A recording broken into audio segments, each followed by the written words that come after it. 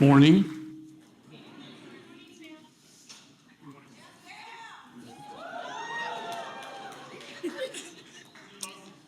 Fantastic.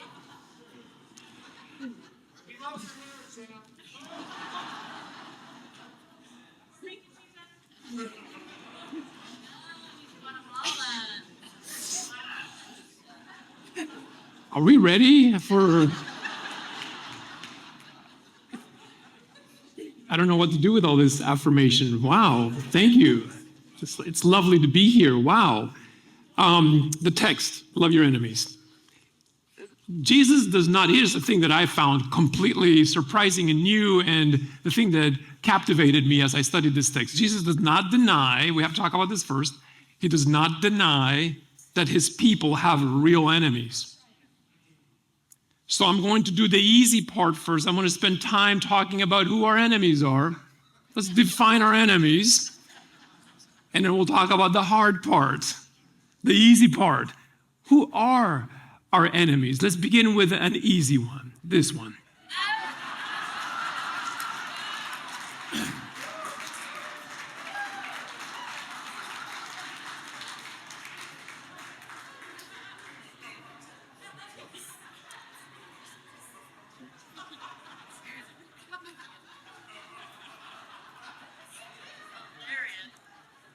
Tongan Antichrist.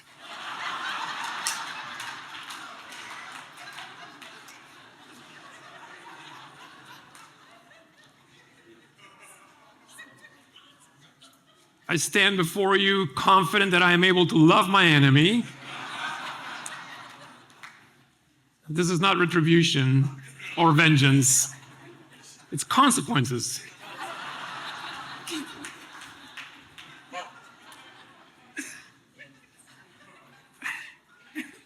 Second category of enemy are those we imagine, as we heard brilliantly presented yesterday, the ones we imagine because we judge them unfairly.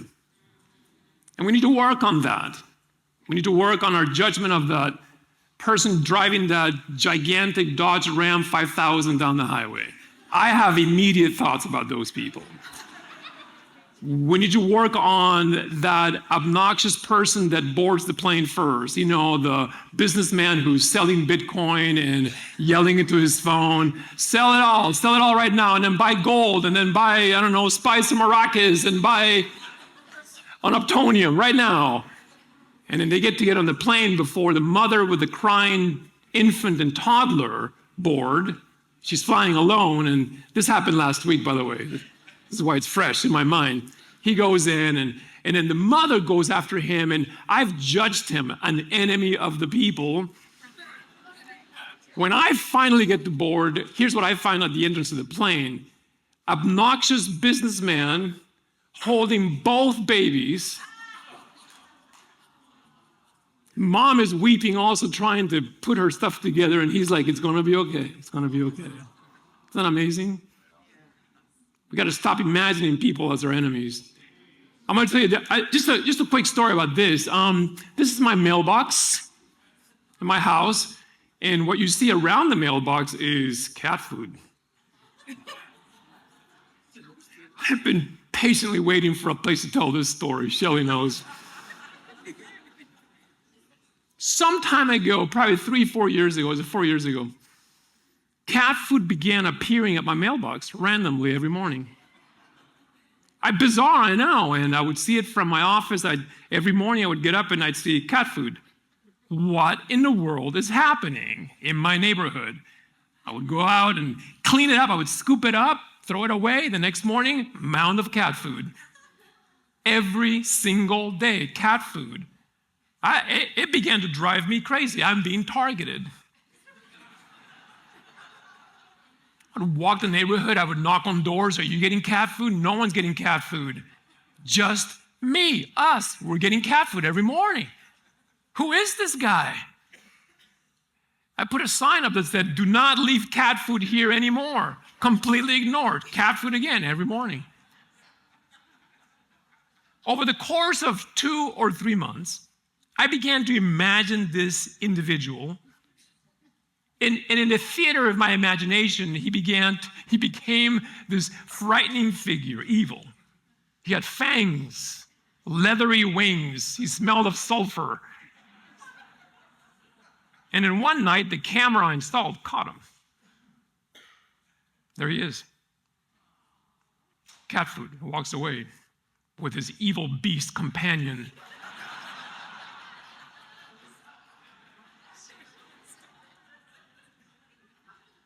You see the timestamp, 1 a.m. This is why I couldn't catch him because, I'm old. I go to bed like at 9 p.m. And I'm not going to stay up to catch this guy. So that is until it was Memorial Day weekend. And I prepared for a great showdown. I told everyone ahead of time, I'm going to drink coffee after 6 p.m.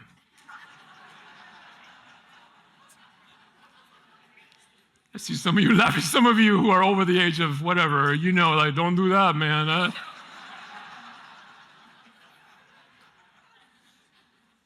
Yeah, I did. And then I stayed up. And I know you're thinking, bro, you don't have a lot of juice. But whatever juice I've got, this is coming down tonight.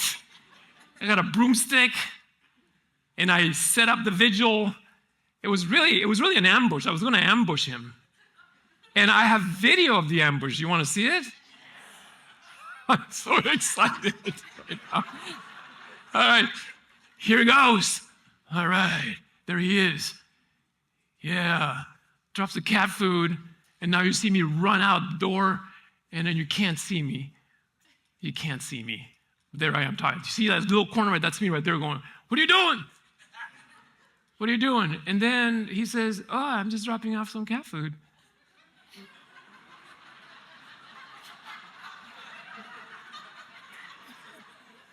This is not how I imagined this going down. You are my enemy. Bernardo, he's a retired teacher, and he suffers from insomnia, and so he walks his dog at night. His dog's name is Cookie.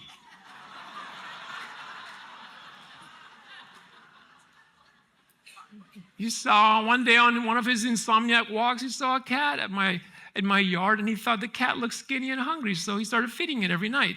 And then he said, and the amazing thing is that cat eats a lot because I found a huge mound.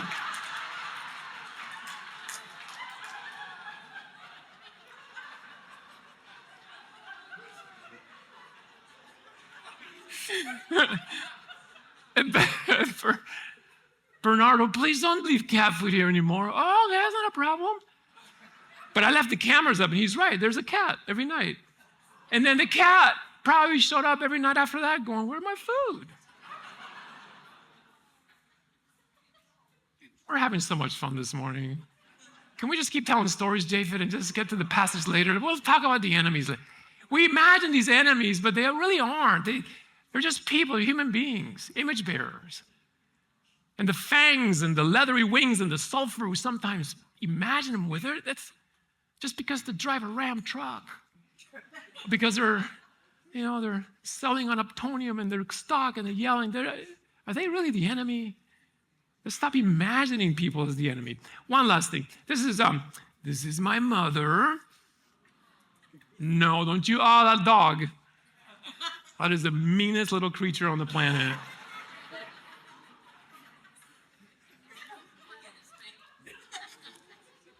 Stupid little Cooper.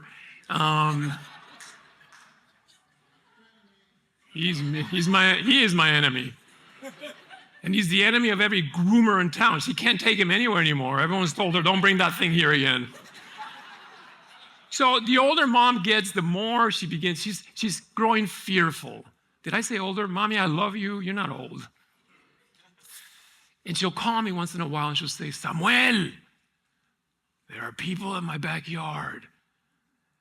I'll say, should I call 911? And I'll say, Mommy, ¿qué día es? What day is it? It's Tuesday. What time is it? It's 10 a.m. Is it the mowers? Yes, it's the mowers. Don't call 911. They're not your enemy. Samuel, there's a man at the door. He rang the doorbell. He has a package. Should I call 911? He's like, is he wearing a vest that says Amazon? No, don't call 911, Mommy. Samuel, she reads and watches the news too much. stresses her. There's this thing called artificial intelligence. How shall I prepare?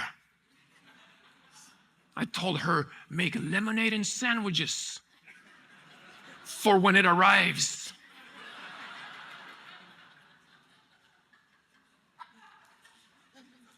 She called me on September 26th. And she says, Samuel, they say it's a hurricane coming. Should I worry? Should I prepare? And here are the words that came out of my mouth. Mommy, what are you worried about? You live in Asheville, North Carolina, the name of a city that no one knew until September 27. Nothing happens there. Hurricanes are a problem with the coastal areas. The wind will dissipate, there'll be no rain, everything will be fine. So on September 27, disaster struck exactly where she lives, in a real retirement community in Asheville, North Carolina. And, just one of the many things that happened. This is their neighbor's car. But more importantly, over the course of, I'm not going to show you the pictures of destruction because you probably saw them on the news, and I don't want to disturb you with all of the terrifying bad things that happened. The way we experienced it is that complete loss of contact with her for 48 hours.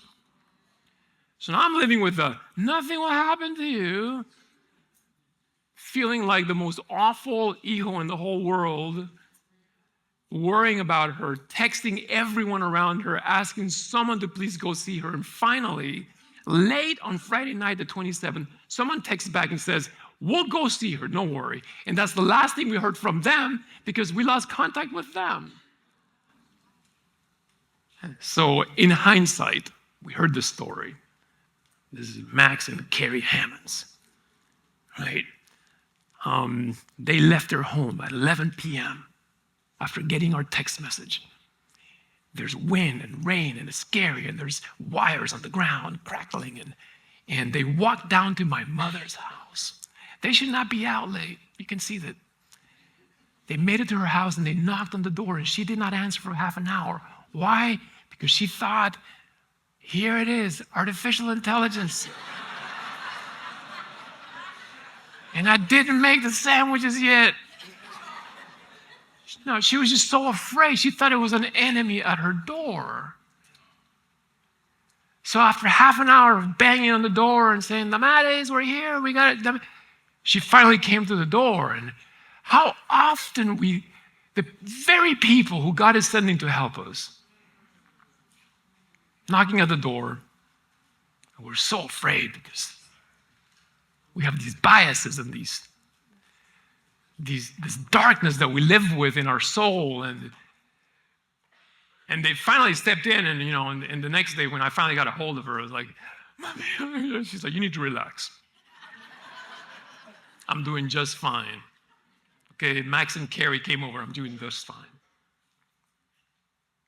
The audience that Jesus is preaching to has real enemies, not imagined ones. They've been living under the oppressive thumb of military dictatorships for 600 years, 3 times longer than this country's been around. The Egyptians, the Assyrians, the Babylonians, the Greeks, the Romans. Love your enemy? They know what Jesus is talking about. When he says, carry a pack a mile longer than you've been asked for, oh, they know exactly. They've been in that scene. Turn the other cheek when you've been slapped by probably a tax collector. They know the real enemy. These are not imagined enemies. They are a persecuted minority. Jesus does not deny that his people have real enemies, people who have hurt you. Enemies. And sometimes we have the enemies that we make. I'm going to go really slow here so you really understand what I'm trying to get at.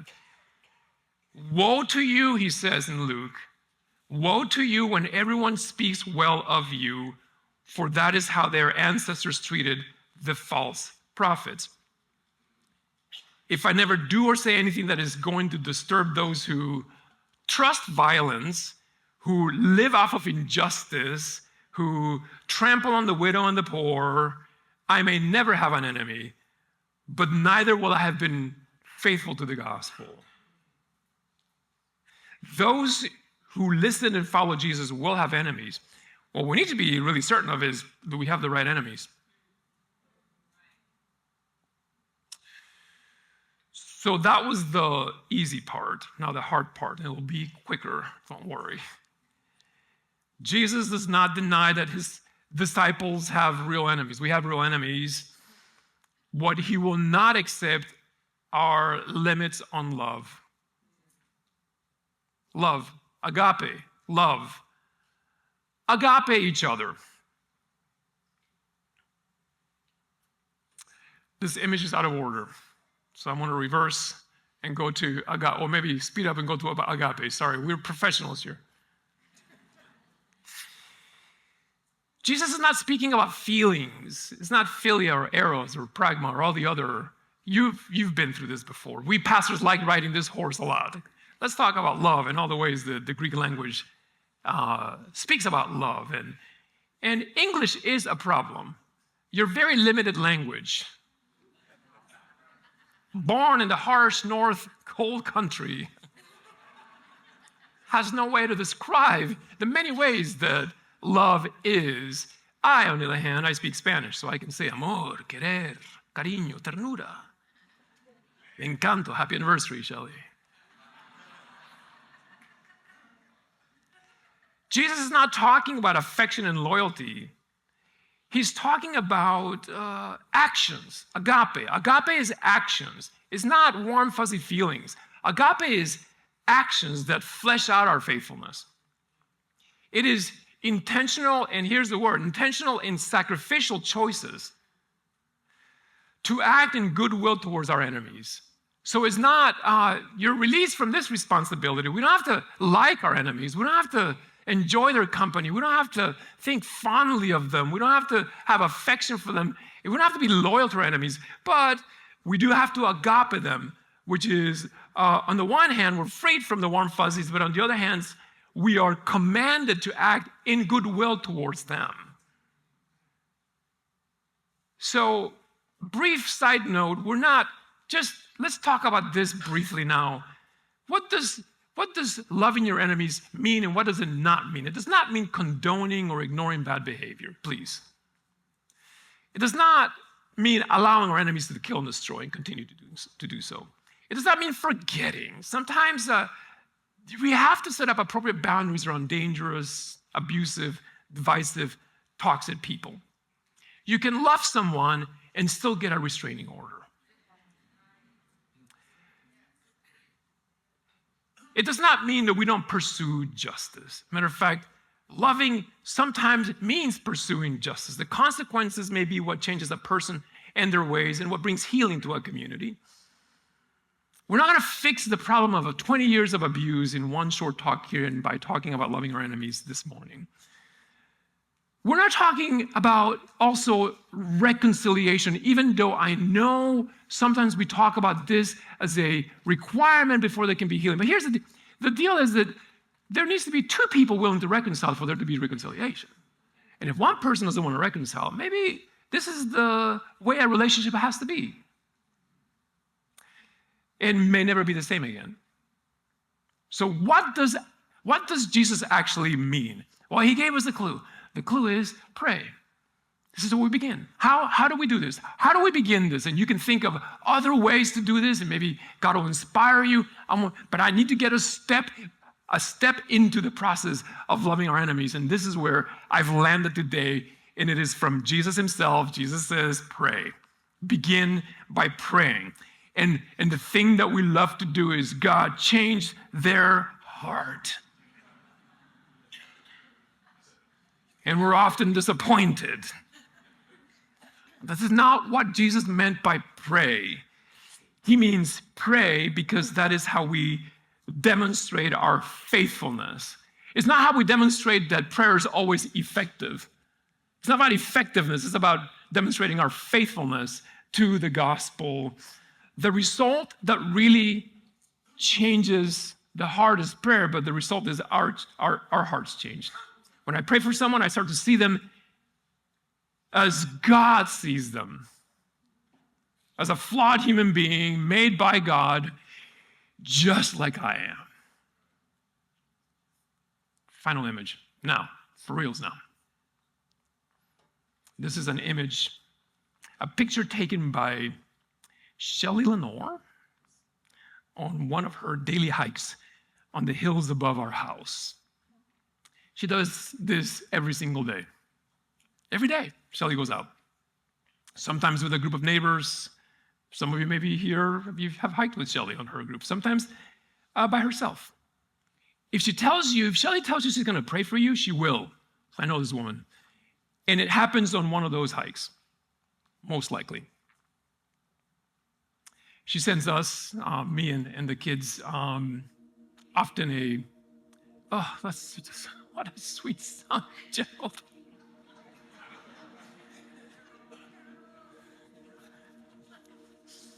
How I have missed you.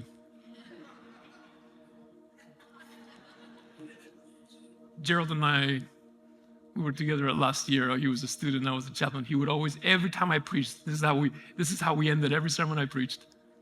It's been 5-6 years. I miss you. Dr. Chang now, I apologize, Dr. Chang. Makes every end of every sermon sweeter and more spiritual.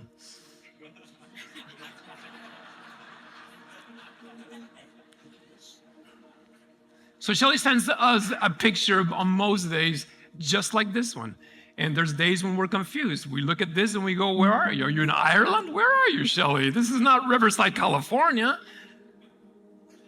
On this one, a year ago, it was a rainy night. In the distance, you can't really quite see it, but in the distance is my neighborhood, La Sierra. And beyond it, the city of Riverside. And it's the early morning, so the sun is rising. 300,000 people live in Riverside. Good people. Good people on Ikitaimi.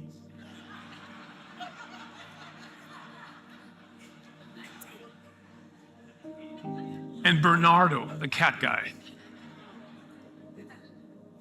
And no doubt there are people who, within sight of this picture, have done and are doing terrible, fearful things. Abusers, inflicting pain on their communities and their families or their partners, their spouses, committing violence, exploiting. People you and I would say do not deserve God's love, mercy, or grace. And I live there. He causes his sun to rise on the evil and the good, and sends rain on the righteous and the unrighteous. Jesus is watching the weather patterns. This is how he's teaching us about God. The sunrise and the rain reveals God's bountiful generosity. Sun, rain, every meal, friendships, laughter, utter grace. God's economy does not work the way ours works. Clearly, yes, God will put one day God will put all things, he will make all things right and will hold collectively and individually all of us accountable for how we have behaved. We get that, yes. But for now, the sun will rise and rain will fall today on your city. The sun will rise and rain will fall on Ukraine and the Russian Federation, over Gaza and Israel, over border towns across Texas and California, Arizona, and New Mexico, over Washington, D.C., over Philadelphia and Kansas City. Tomorrow, you will go to work and that person will be there. And the sun and the rain, and the sun will rise on Monday on that person, on that neighbor, on that family member. So pause for a moment. I'll take a minute to finish here. The sun rose today on that person you haven't spoken to in a long time. That person who hurt you. Where do we start, Jesus? Pray. Pray for that person right now. You know, you see their face. And start to imagine and see that person the way God sees them. Flawed human beings, but made in God's image, just like you are.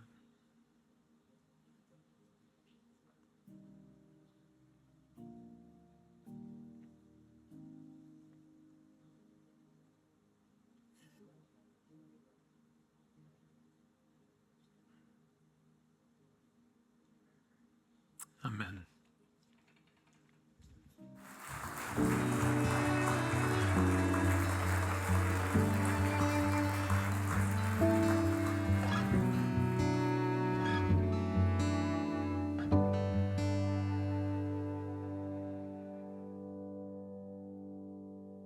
Mark 10:43.